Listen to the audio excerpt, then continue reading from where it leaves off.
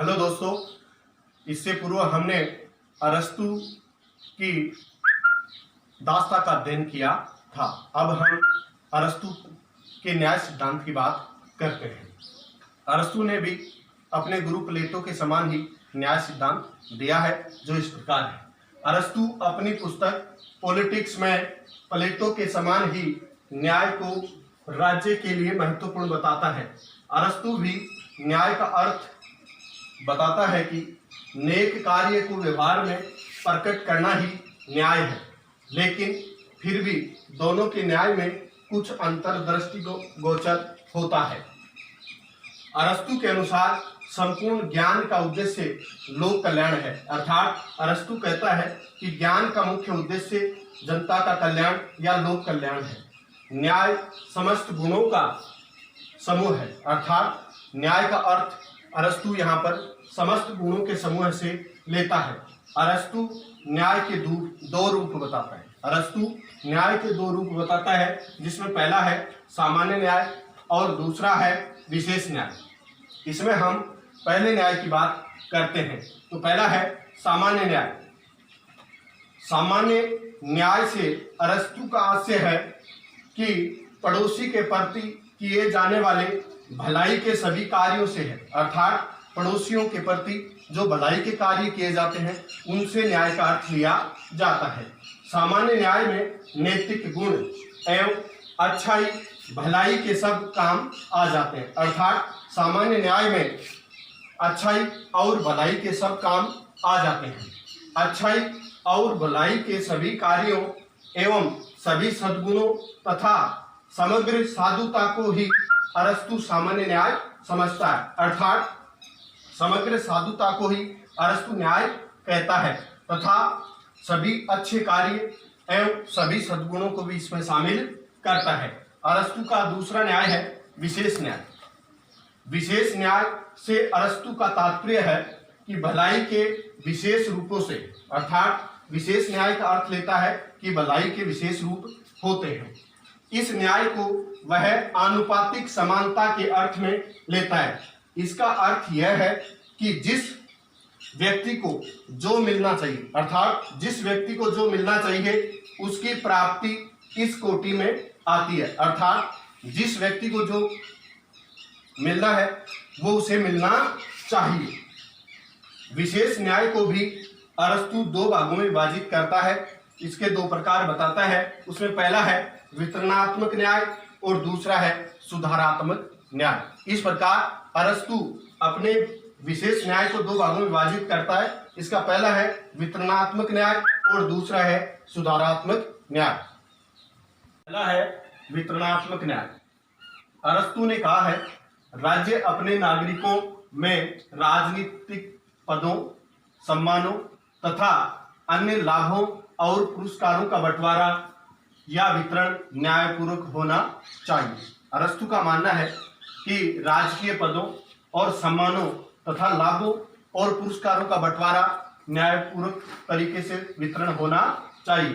अरस्तु राजकीय पदों व सम्मानों का वितरण योग्यता के आधार पर करने के पक्ष में है। अरस्तु का मानना है कि राजकीय पदों का और सम्मानों का वितरण योग्यता के आधार पर होना चाहिए तथा अरस्तु का मानना है कि योग्य व्यक्ति को ही पद व सम्मान मिलना चाहिए। अरस्तु का मानना है कि योग्य व्यक्ति को ही पद व सम्मान मिलना चाहिए। सम्मानीय पद किसी वर्ग की बपोती नहीं होने चाहिए, अर्थात अरस्तु ये कहता है कि किसी भी राजकीय पदों पर या सम्मान पर किसी का पूर्ण रूप से अधिकार नहीं होना चाहिए। राजकीय पदों पर किसी वर्ग विशेष को देना राज्य में गंभीर दोष उत्पन्न करने की भूमिका तैयार कर सकता है, अर्थात अरस्तु का कहना है कि अगर राज्य के पद किसी वर्ग विशेष को देने से राज्य में गंभीर दोष उत्पन्न हो सकते हैं। अरस्तु पद और सम्मान आनुपातिक समानता के आधार पर वितरित करना चाहता है, अर्थात अरस्तु पद और सम्मान आनुपातिक समानता के आधार पर वितरित करना चाहता है। दूसरा है अरस्तु का न्याय सुधारात्मक न्याय, अर्थात दूसरा न्याय अरस्तु ने दिया है सुधारात्मक न्याय। इससे स्पष्ट होता है कि सुधार करने से संबंधित न्याय की बात करता है। सुधारात्मक न्याय एक नागरिक के दूसरे नागरिक के संबंध को नियंत्रित करता है। अर्थात सुधारात्मक न्याय एक नागरिक का दूसरे नागरिक के साथ व्यवहार जो होता है उसको नियंत्रित करने का कार्य करता है। इस न्याय का मुख्य उद्देश्य राज्य के विभिन्न नागरिकों के पारस्परिक व्यवहार में उत्पन्न विवादों को ठीक करना है। अर्थात राज्य में उपस्थित जो भी नागरिक हैं उनके बीच में व्यवहार के दौरान जो विवाद उत्पन्न हो जाते हैं उनका समाधान करना ही इसका उद्देश्य है। सुधारात्मक न्याय भी दो प्रकार का होता है। अरस्तु ने सुधारात्मक न्याय को भी दो प्रकार का बताया है। पहला है ऐच्छिक न्याय और दूसरा है अनैच्छिक न्याय। इसमें प्रथम होता है ऐच्छिक न्याय। इसमें प्रथम प्रकार का न्याय ऐच्छिक होता है जिसमें व्यक्ति एक दूसरे के साथ संधि समझौते करते हैं। अर्थात व्यक्ति एक दूसरे के साथ संधि या समझौते करते हैं, उनको तोड़ने पर न्यायालय ठीक करता है। अरस्तु ये कहता है कि जो ऐच्छिक न्याय होते हैं उनमें व्यक्तियों के आपस में कुछ विवाद हो जाते हैं, अर्थात उनके बीच में कोई लेन देन से संबंधित या कोई विवाद से संबंधित या कोई वादा किया हुआ होता है। अगर वे आपस में उनको तोड़ देते हैं तो ऐसी स्थिति में इस विवाद का समाधान न्यायालय करता है। इसी क्रम में विवाह भी एक समझौता है जो एक स्त्री और पुरुष के बीच में होता है। उसमें कभी पुरुष समझौते से मुकर जाता है और कभी स्त्री अपनी शर्तों से मुकर जाती है। ऐसी स्थिति में भी तलाक की नौबत आती है। तो इन पारिवारिक मामलों या विवादों का समाधान भी न्यायालय के द्वारा किया जाता है। उसी क्रम में हम लेते हैं कि दो व्यापारियों के बीच में जो साझेदारी होती है उनको लेकर भी या लाभ को लेकर उनमें विवाद उत्पन्न हो जाता है, तो उनका विवाद का समाधान भी न्यायालय के द्वारा ठीक किया जाता है। पहला है वितरणात्मक न्याय। अरस्तु ने कहा है राज्य अपने नागरिकों में राजनीतिक पदों, सम्मानों तथा अन्य लाभों और पुरस्कारों का बंटवारा या वितरण न्यायपूर्वक होना चाहिए। अरस्तु का मानना है कि राजकीय पदों और सम्मानों तथा लाभों और पुरस्कारों का बंटवारा न्यायपूर्वक तरीके से वितरण होना चाहिए। अरस्तु राजकीय पदों व सम्मानों का वितरण योग्यता के आधार पर करने के पक्ष में है। अरस्तु का मानना है कि राजकीय पदों का और सम्मानों का वितरण योग्यता के आधार पर होना चाहिए तथा अरस्तु का मानना है कि योग्य व्यक्ति को ही पद व सम्मान मिलना चाहिए। अरस्तु का मानना है कि योग्य व्यक्ति को ही पद व सम्मान मिलना चाहिए। सम्मानीय पद किसी वर्ग की बपोती नहीं होने चाहिए। अर्थात अरस्तु ये कहता है कि किसी भी राजकीय पदों पर या सम्मान पर किसी का पूर्ण रूप से अधिकार नहीं होना चाहिए। राजकीय पदों पर किसी वर्ग विशेष को देना राज्य में गंभीर दोष उत्पन्न करने की भूमिका तैयार कर सकता है। अर्थात अरस्तु का कहना है कि अगर राज्य के पद किसी वर्ग विशेष को देने से राज्य में गंभीर दोष उत्पन्न हो सकते हैं। अरस्तु पद और सम्मान आनुपातिक समानता के आधार पर वितरित करना चाहता है। अर्थात अरस्तु पद और सम्मान आनुपातिक समानता के आधार पर वितरित करना चाहता है। दूसरा है अरस्तु का न्याय सुधारात्मक न्याय। अर्थात दूसरा न्याय अरस्तु ने दिया है सुधारात्मक न्याय। इससे स्पष्ट होता है कि सुधार करने से संबंधित न्याय की बात करता है। सुधारात्मक न्याय एक नागरिक के दूसरे नागरिक के संबंध को नियंत्रित करता है। अर्थात सुधारात्मक न्याय एक नागरिक का दूसरे नागरिक के साथ व्यवहार जो होता है उसको नियंत्रित करने का कार्य करता है। इस न्याय का मुख्य उद्देश्य राज्य के विभिन्न नागरिकों के पारस्परिक व्यवहार में उत्पन्न विवादों को ठीक करना है। अर्थात राज्य में उपस्थित जो भी नागरिक हैं उनके बीच में व्यवहार के दौरान जो विवाद उत्पन्न हो जाते हैं उनका समाधान करना ही इसका उद्देश्य है। सुधारात्मक न्याय भी दो प्रकार का होता है। अरस्तु ने सुधारात्मक न्याय को भी दो प्रकार का बताया है। पहला है ऐच्छिक न्याय और दूसरा है अनैच्छिक न्याय। इसमें प्रथम होता है ऐच्छिक न्याय।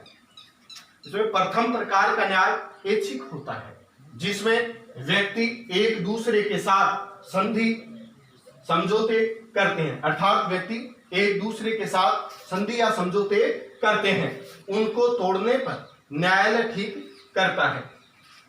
अरस्तु ये कहता है कि जो ऐच्छिक न्याय होते हैं उनमें व्यक्तियों के आपस में कुछ विवाद हो जाते हैं, अर्थात उनके बीच में कोई लेन देन से संबंधित या कोई विवाद से संबंधित या कोई वादा किया हुआ होता है, अगर वे आपस में उनको तोड़ देते हैं तो ऐसी स्थिति में इस विवाद का समाधान न्यायालय करता है।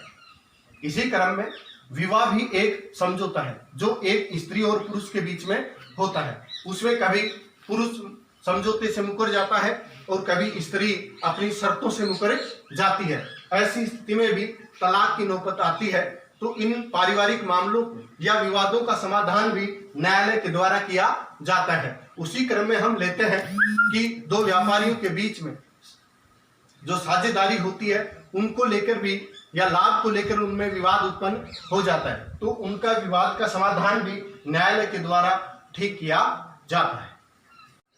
दूसरे प्रकार का न्याय अनैच्छिक होता है। जब कोई नागरिक किसी दूसरे नागरिक को कष्ट पहुंचाने की कोशिश करता है तो राज्य कष्ट भोगने वाले व्यक्ति की सुनवाई करता है और अपराधी को दंड देता है। इस प्रकार के मामले वर्तमान में फौजदारी विवादों के अंतर्गत आते हैं। उसी प्रकार अनैच्छिक न्याय के दौरान अगर कोई व्यक्ति किसी दूसरे व्यक्ति को कष्ट पहुंचाने की कोशिश करता है तो राज्य उस कष्ट भोगने वाले व्यक्ति की सुनवाई करता है तथा अपराधी को दंडित करता है। इस प्रकार का न्याय ऐच्छिक न्याय होता है। अरस्तु और प्लेटो के न्याय की तुलना।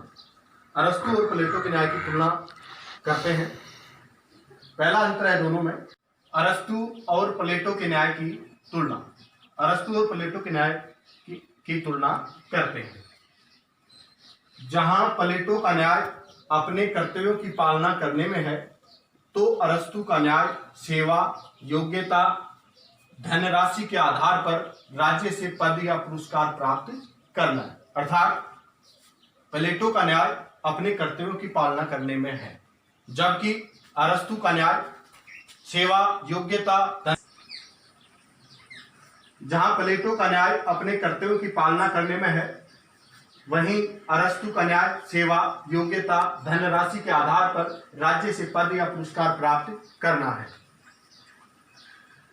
दूसरी तुलना है, प्लेटो का न्याय कर्तव्य को अधिक महत्व देता है, अर्थात प्लेटो अपने न्याय सिद्धांत में कर्तव्यों को अधिक महत्व देता है, जबकि अरस्तु का न्याय अधिकारों को महत्व देता है।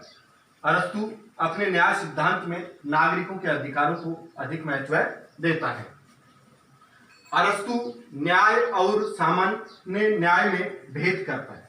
अरस्तु न्याय और सामान्य न्याय में भेद करता है, लेकिन प्लेटो के न्याय में अंतर नहीं होता है, अर्थात प्लेटो के न्याय में किसी भी प्रकार का अंतर नहीं होता है। अरस्तु की न्याय कल्पना प्लेटो की न्याय कल्पना से अधिक स्पष्ट है। अरस्तु की न्याय कल्पना प्लेटो की न्याय कल्पना से अधिक स्पष्ट है, क्योंकि प्लेटो सिर्फ कर्तव्य पालन को ही न्याय कहता है, जबकि अरस्तु पद, धनराशि, सम्मान आदि को प्राप्त करने को न्याय कहता है। अर्थात अरस्तु नागरिकों के अधिकारों को ही न्याय कहता है।